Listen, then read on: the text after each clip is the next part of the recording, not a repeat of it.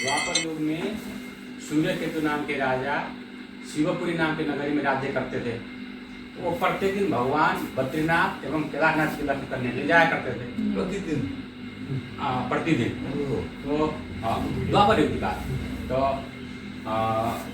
उम्र हो गई, वृद्ध होने के बाद भगवान से उन्होंने प्रार्थना किया, प्रभु इतना दूर आकर के आपका दर्शन करने में असमर्थ हूँ, शरीर काम नहीं करता और आपके दर्शन करे बिना हम अन्न जल ग्रहण नहीं करते।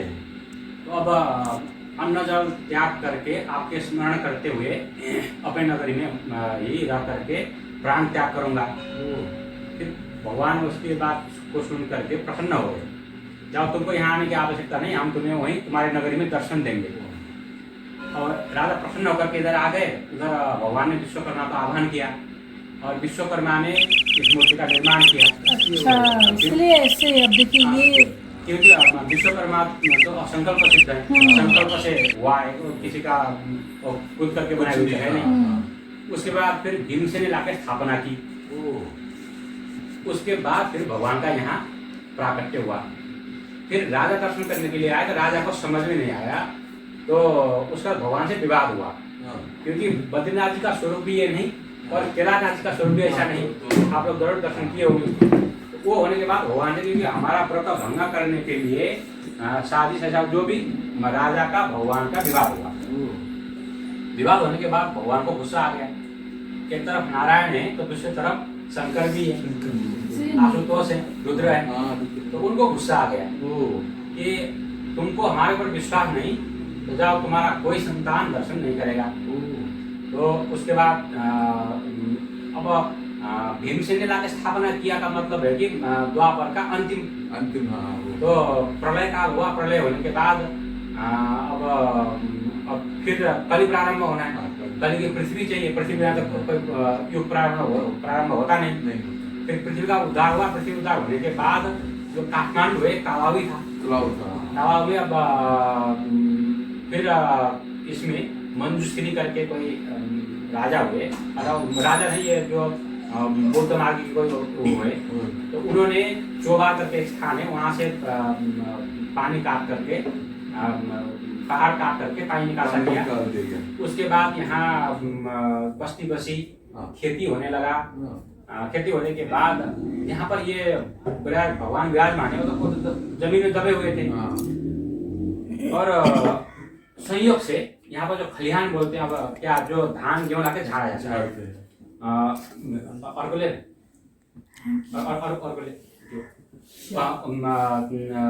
झाड़ते थे तो मतलब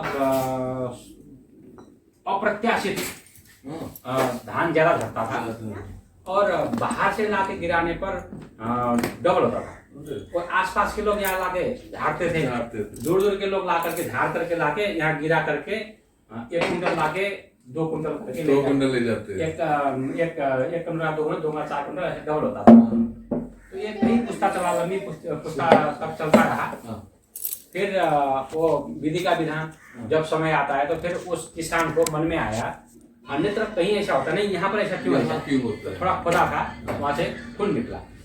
फिर दूसरी जगह खोदाई किया तो वहां से खून निकला। फिर वो शंका हुआ। फिर उसके बाद ये जो खलिहान जो था तो प्रसिद्ध हो चुका था पूरे देश में, दुनिया में प्रसिद्ध था। तो उसने जो आसपास में किसान लोग थे उसको बताया कि हम हमारे जो खलिहान है उसमें जहाँ खोदो वहाँ से खून निकल रहा है। तो काफी लोग इकट्ठे हो गए, तो हाथ के माध्यम से खोदने लगे। तो खोदने के बाद ये विग्रह प्रकट हुआ, ये रूप सामने आ गया। बाद में तो किसान जिसने खोदा उसको मन में बड़ा ग्लानि हुई, क्योंकि हमने बड़ा अपराध किया, भगवान का जो नहीं कराना था ऐसा हुआ। होने के बाद फिर भगवान ने, क्योंकि साक्षात स्वरूप में थे, खून आना तो शरीर से आएगा ना, खून कोई पत्थर से तो खून आता नहीं। और भगवान के साथ साक्षात्कार हुआ किसान का। उन्होंने कहा कि तुम्हारा इसमें कोई अपराध नहीं, कोई दोष नहीं, हम इतने समय से जमीन में थे, आने वाला समय कली है, कली में प्रजा नास्तिक होगी, उसके लिए हमको उनसे पूजा करानी है, उनको आशीर्वाद के हिसाब से हम प्रकट होने चाहते थे।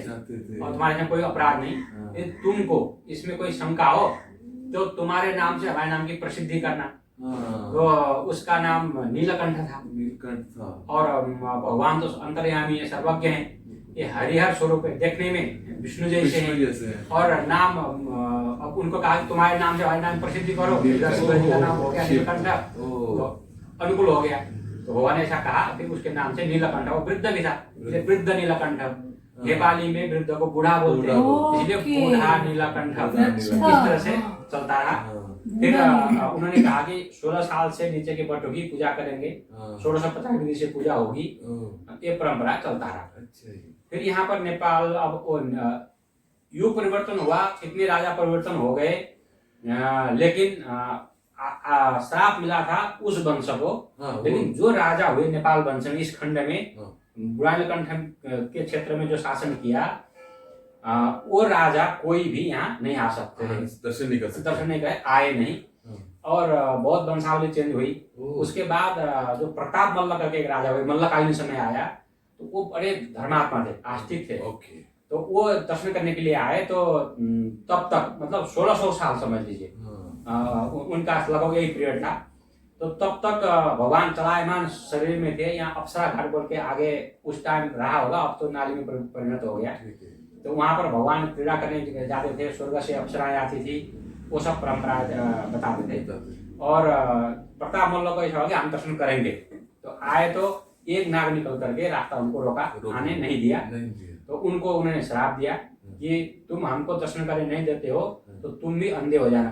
तो वो अंधे हो गए, तो वापस नहीं आ सके। उसके बाद वहीं रहे। तो फिर भगवान ने अब फिर शिला स्वरूप में भगवान, उसका अब कली प्रारंभ हुआ। कली में इस तरह से सशरीर रहना संभव नहीं, तो भगवान शिला स्वरूप में हो गए। लेकिन लोग तो फिर कल यही कहेंगे पत्थर कहाँ से लाए, किसने पूरा कैसे बनाया होगा, प्रश्न यह आएगा। उसके लिए वो छाया का प्रतिबिंब बनाया, वो छोड़ करके भगवान तो कोई कर्तुम अकर्तुम अन्यथा कर्तुम सक्षम है ईश्वर।